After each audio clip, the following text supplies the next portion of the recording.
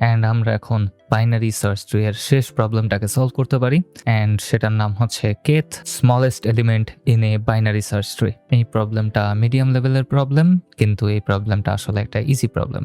Easy problem বলার পিছনে কারণ হচ্ছে যে আপনাকে অবশ্যই বাইনারি ট্রি সম্পর্কে জানতে হবে, ডিএফএস সম্পর্কে জানতে হবে, অ্যান্ড বাইনারি সার্চ ট্রি সম্পর্কে জানতে হবে, অ্যান্ড সাথে সাথে ইন অর্ডার ট্রাভার্সাল কিভাবে করতে হয় সেটাও জানতে হবে। যদি আপনি জানেন তাহলে এই প্রবলেমটা আপনারা এই ভিডিও না দেখেই সলভ করতে পারবেন আমার মনে হয়। যাই হোক, সো আপনারা যদি এই 4টা জিনিস জেনে থাকেন তাহলে কংগ্রেচুলেশনস, আপনি আমার ভিডিওর এক্সপ্লেনেশন খুব সহজেই বুঝতে পারবেন। আর যদি না জেনে থাকেন তাহলে আমার এই 4টার বেসিক্সের উপরেই ভিডিও আছে, দেখে আসতে পারেন এবং আপনারা বুঝে যাবেন। যাই হোক, সো আমাদের প্রবলেম স্টেটমেন্টে বলা হয়েছে given the root of a binary search tree and an integer কে, return the kth smallest value one index of all the values of the nodes in a tree. And এক লাইনে এত বড় sentence লেখার কোনো দরকার ছিল না। আমি আপনাদেরকে ইজিলি জিনিসটাকে বুঝিয়ে দিই। আপনার কাছে একটা বাইনারি সার্চ ট্রি দেওয়া থাকবে এবং আরেকটা ভ্যালু দেওয়া থাকবে যেটার নাম হবে কে। এখন আপনাকে ওই বাইনারি ট্রি থেকে কে নাম্বার সবচেয়ে ছোট ভ্যালুটাকে বের করতে হবে। এখানে আমাদেরকে একটা বাইনারি ট্রি দেওয়া আছে এবং কে এর ভ্যালু দেওয়া আছে 1, তার মানে আমাদেরকে সবচেয়ে ছোট ভ্যালুটাকে বের করতে হবে। এখন যদি একটু লক্ষ্য করি আমাদের সবচেয়ে ছোট ভ্যালুটা কত? 1। এখানে যদি কে এর ভ্যালু দেওয়া থাকতো 3, তাহলে আমাদেরকে 3 নাম্বার সবচেয়ে ছোট ভ্যালুকে বের করতে হতো। তার মানে আমরা যদি 1 কে নেই এটা হবে 1 নাম্বার, তারপরে আমাদেরকে নিতে হবে 2, এটা হবে 2 নাম্বার, এবং ফাইনালি আমরা যদি 3 তে যাই তাহলে দেখতে পারবো এটা হবে 3 নাম্বার এবং আমরা রিটার্ন করে দিব 3। শেষ। অ্যান্ড প্রবলেম স্টেটমেন্টটা আমি যতটুকু সিম্পল ওয়েতে সম্ভব এক্সপ্লেন করার চেষ্টা করছি, অ্যান্ড এটাকে আমরা এখন দেখতে পারি কিভাবে সলভ করা যায়। অ্যান্ড এখানে আমি একটা বাইনারি সার্চ ট্রি নিয়ে নেওয়ার চেষ্টা করছি এবং আমি ধরে নিলাম আমার কে এর ভ্যালু হচ্ছে 4, অ্যান্ড আমি এই বাইনারি সার্চ ট্রি থেকে 4 নাম্বার সব ছোট ভ্যালুটাকে বের করার চেষ্টা করব। তো আমাদের সবচেয়ে ছোট ভ্যালুটা কত? 1, তারপরের ছোট ভ্যালুটা কত? 2, তারপরের ছোট ভ্যালুটা 3, অ্যান্ড দেন তারপরের ছোট ভ্যালুটা হচ্ছে 4। তো আমরা রিটার্ন করে দেব 4কে, এবং এটা সলভ করার জন্য জাস্ট সিম্পল একটা এক্সপ্লেনেশনই আছে। আমরা যদি আমাদের বাইনারি সার্চ ট্রিকে ইন অর্ডার ট্রাভার্সাল করি, অ্যান্ড ইন অর্ডার ট্রাভার্সাল করার পর আমরা যে অ্যারেটা পাবো সেটাতে যে কোনো binary search tree automatically sorted অবস্থাতে চলে আসবে। অ্যান্ড আমাদের কাছে যদি সর্টেড অবস্থাতে একটা অ্যারে থাকে, সেটা থেকে আমরা কে ইন্ডেক্সের ভ্যালুটাকে নিয়ে নিলে আমাদের মেইন ভ্যালুটাকে আমরা পাওয়া যাব। অলরাইট, সো আমরা যদি এখন আমাদের এই বাইনারি সার্চ ট্রিটাতে ইন অর্ডার ট্রাভার্সাল করি তাহলে কিভাবে হবে? আমাদেরকে সবার প্রথমে লেফটে চাইতে হবে, অ্যান্ড আমি এখানে লেফটে চলে আসলাম। লেফটে চলে আসার পর দেখলাম এটা একটা সাবট্রির অংশ, তার মানে আমাকে আবারও লেফটে চাইতে হবে, অ্যান্ড লেফটে আসার পর দেখলাম এখানে কোনো সাবট্রি নাই, তার মানে আমরা এই ভ্যালুটাকে নিয়ে নিতে পারি। সো 1টাকে আমরা নিয়ে নিলাম। তারপর আমাদেরকে চলে আসতে হবে রুটে। সো লেফট থেকে রুটে আসলাম, রুটের ভ্যালু হচ্ছে 2, অ্যান্ড দেন আমাদেরকে যেতে হবে রাইট। তো রাইট ভ্যালুতে চলে আসলে আমরা এখানে দেখতেছি রাইটের কোনো সাবট্রি নাই, সো আমরা এই ভ্যালুটাকেও নিয়ে নিতে পারি। 1, 2, 3 হয়ে গেল। অ্যান্ড দেন যেহেতু আমাদের লেফট সাবট্রির কাজ শেষ, সেহেতু আমরা ফিরে যেতে পারি এখন আমাদের মেইন রুটে, তার মানে 4। সো আমরা 4-এ চলে আসলাম, এখন আসতে হবে রাইটে। তো রাইটে আসলাম, 6-এ আসার পর দেখলাম এটা একটা সাবট্রির অংশ, তো আমাদেরকে এই ক্ষেত্রেও যাইতে হবে লেফটে অ্যাগেন। সো আমি 5টা নিয়ে নিব, অ্যান্ড দেন রুটে ফিরে আসবো, 6টাকে নিয়ে নিলাম, অ্যান্ড দেন ফাইনালি রাইটে চলে যাব যেটা হবে 7। সো আমাদের বাইনারি সার্চ ট্রিটা অটোমেটিক্যালি সর্টেড অবস্থাতে চলে আসলো ইন অর্ডার ট্রাভার্সালের মাধ্যমে। এখন আমরা এখান থেকে 4-1 ইন্ডেক্সে যদি যাই, তার মানে আমরা 3 ইন্ডেক্সে যদি যাই, তাহলে দেখতে পারবো আমরা যে ভ্যালুটাকে চাচ্ছিলাম সেই ভ্যালুটাই এখানে দেওয়া আছে, অ্যান্ড আমাদের সলিউশন শেষ। Simple as that. এর থেকে কঠিন কিছু নেই এই প্রবলেমটার ক্ষেত্রে, কিন্তু এটা একটু স্লো হবে কারণ আমরা আমাদের বাইনারি ট্রিটাকে পুরো ইন অর্ডার ট্রাভার্সাল করতেছি, পুরোটাকে একেবারে ফুল অ্যান্ড ফাইনালি, অ্যান্ড আমরা চাই যেন আমাদের সময়টা আর একটু কম লাগে। অলরাইট, পুরো বাইনারি ট্রিটাকে ট্রাভার্সাল করার তো আমাদের কোনো দরকার নাই। আমরা যদি একটু কাউন্ট করি তাহলেই কিন্তু আমরা আমাদের রেজাল্টটাকে পাওয়া যেতেছি। কাউন্ট করা বলতে আমি এটাই বুঝাইতেছি যে আমরা যখন আমাদের বাইনারি সার্চ ট্রিটাতে ইন অর্ডার ট্রাভার্সাল চালাবো, প্রতিবার আমরা যখন একটা ভ্যালুকে নিব তখন আমরা সেই ভ্যালুটার জন্য কাউন্টকে 1 বাড়ায় দিতে পারি। তো কাউন্ট ইজ ইকুয়ালস টু 0 থেকে স্টার্ট হবে এবং আমরা জাস্ট +1 করে দিব প্রতিবার যখন আমরা কোনো ভ্যালুকে ইন অর্ডার ট্রাভার্সাল করে নিব।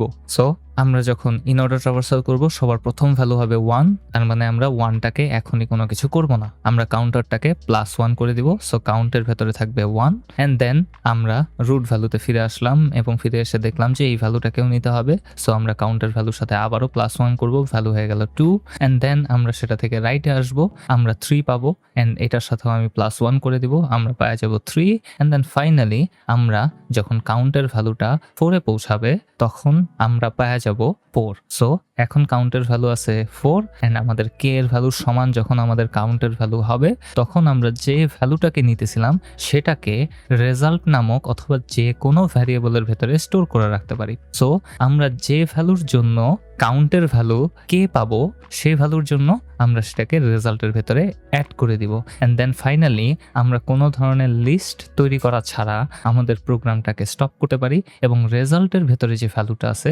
সেটাকে রিটার্ন করে দিতে পারি এন্ড এভাবে আমাদের কিছু মূল্যবান সময় বাইচা যাবে এন্ড বারবার আমাদের পুরো ট্রিটাকে ট্রাভার্সাল করার কোনো দরকার নাই। সো আমি যদি এটা আরেকটু ক্লিয়ারলি এখন লেখার চেষ্টা করি, সবকিছু আমি এখান থেকে পরিষ্কার করে দিব। আমার সবার প্রথম কাজ কি হবে, একটা কাউন্ট ভ্যারিয়েবল নেওয়া এবং রেজাল্ট ভ্যারিয়েবল নেওয়া। কাউন্টের ভ্যালু সেট থাকবে 0-তে এবং রেজাল্টের ভ্যালু সেট থাকবে 0-তে। আমরা এখানে কোনো কিছু নিব না এন্ড দেন আমরা এই ভ্যালুগুলোকে অ্যাড করা শুরু করতে পারি। ইন অর্ডার ট্রাভার্সাল চালাবো, আমরা সবার প্রথমে 1-এ চলে যাব, আমাদের কাউন্টের ভ্যালু 0 থেকে 1 হয়ে যাবে। রেজাল্টের ভেতরে কোনো কিছু স্টোর হবে না কারণ count is not equals to K. Alright, so আমরা প্রতিবার যতবার আমরা একটা ভ্যালুকে নিব ঠিক ততবার আমরা চেক করব কাউন্টের ভ্যালু কি কে এর সমান কিনা।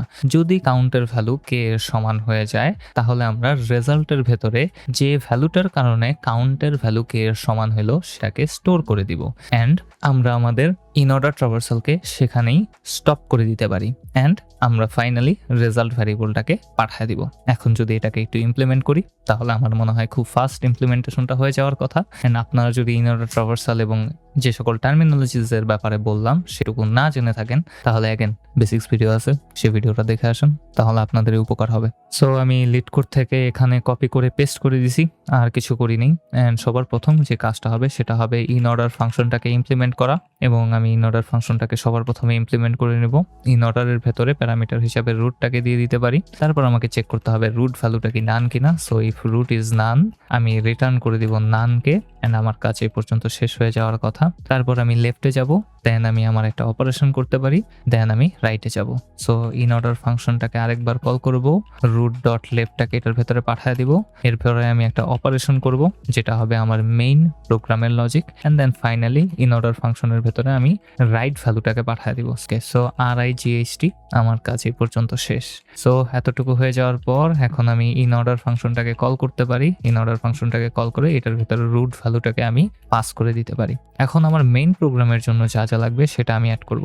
তো রেজাল্ট ভ্যারিয়েবল নিয়ে নিব, দেন আমি রেজাল্টের সাথে সাথে নিয়ে নিব কাউন্ট ভ্যারিয়েবলটা এবং কাউন্ট ভ্যারিয়েবলটা আমি 0-তে সেট করে দিলাম। এখন আপনারা যদি লক্ষ্য করেন আমি রেজাল্টের ভ্যালু নান ভ্যালুতে সেট করছি, যেটা আমি এক্সপ্লেনেশনের সময় বলি নেই, কারণ হচ্ছে এই যে রেজাল্টে আপনি 0 রাখতে পারেন, নান রাখতে পারেন, যেহেতু আমরা রেজাল্টে কোনো ভ্যালু আপাতত রাখতেছি না সেহেতু আমি এখানে নান সেট করে দিলাম। পরবর্তীতে আমি এই ভ্যালুটাকে চেঞ্জ করে দিব এন্ড আমি রিটার্ন করব রেজাল্টকে। সো এটা হচ্ছে আমার বেসিক স্ট্রাকচারটা। এখন মেইন লজিকটাকে ইমপ্লিমেন্ট করতে হবে। সো আমি এখানে অপারেশনে চলে গিয়ে জাস্ট কাউন্টের সাথে +=1 করে দিব, তার মানে 1 করে বাড়বে কাউন্টের ভ্যালু এন্ড দেন আমি কাউন্টটাকে চেক করব।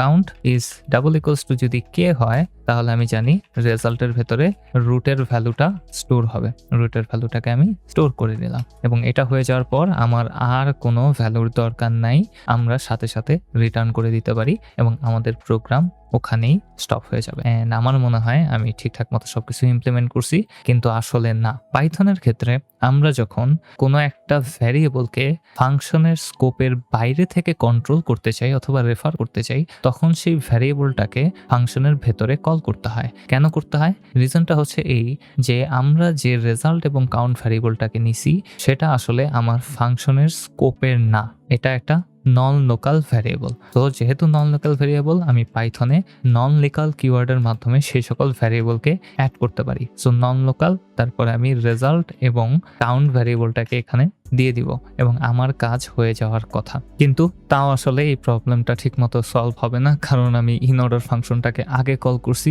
দেন রেজাল্ট এবং কাউন্টের ভ্যালুটাকে সেট করছি। এই কারণে আমার রেজাল্ট সবসময় নান দেখাবে। তো আমি রেজাল্ট এবং কাউন্টের ভ্যালুটাকে এখান থেকে কাট করে জাস্ট ইনঅর্ডার ফাংশন কলের উপরে দিয়ে দিব। অ্যান্ড আমার মনে হয় একটু করলে আমাদের সলিউশনটা হয়ে যাওয়ার কথা। আমি এখান থেকে পুরোটাকে কপি করে নিলাম, পেস্ট করে দিলাম, রান করে দেখবো। অ্যান্ড রান হয়েছে ভাই, এরও দেখাইস না। অ্যান্ড রান হয়ে গেছে। এখন যদি আমি এটাকে সাবমিট করি তখনও হয়ে যাওয়ার কথা আমার মনে হয়। অ্যান্ড হ্যাঁ, আমার মনে হয় যে যথেষ্ট ভালোই হয়েছে। 3 milliseconds only, not bad actually. And আমাদের এই সলিউশনটা আমার জন্য মনে হয়েছে যে আন্ডারস্ট্যান্ডেবল এবং খুবই ইজি হবে আপনাদের জন্য ইমপ্লিমেন্ট করা। নিজের বাসায় বসে বসে ট্রাই করবেন করার কিভাবে করা যায়। অ্যান্ড আমাদের এর মাধ্যমে বাইনারি সার্চ ট্রি এর সকল প্রবলেম আমরা সলভ করে ফেললাম এবং আমি এখন জানি না যে তারপরে কোন সেকশনে যাব, কারণ সবগুলোই খুব কঠিন ভাই, আমি ঠিক করে কোনোটাই পারি না। যাই হোক, পরবর্তী ভিডিওতে দেখা হবে।